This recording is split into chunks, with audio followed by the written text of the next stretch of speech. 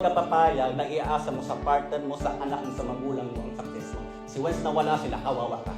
Kaya hindi ka umaasenso kasi inaasa mo sa iba. At kapag hindi ka nabigyan, pagbigyan, ikaw pagalit. Huwag ka matakot kasi papasokin mo negosyo. Ang nakakatakot, pumasok ka sa negosyo, hindi mo pinag-aralan. Ang dami kasi ito gusto mag-invest. Diretso ko na kayo, para kang nag-apply na maging nurse sa isang magandang school. Binayaran mo yung buong tuition hanggang 4th year. Ang malupit, di ka pumapasok. Hindi ka gumagawa ng assignment. Hindi ka nagre-review sa exam. Ano, papasa ka hindi? Kahit may pang-tuition ka? Hindi!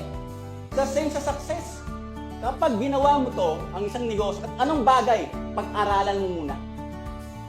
Pag-aralan mo muna. Bonus na may kasama ka dyan na gagabayan ka. Kasi ang totoong pag-aaral talaga, hindi natatapos sa sulong eskwelahan. Matuto kayo paano umasenso sa school of life. Doon pa nagsisimula ang buhay pag lumabas ka ng school. Ang malupit, ayaw mo pa mag-aral. Hindi ka na nga nakapagtapos, pero gusto mo masenso.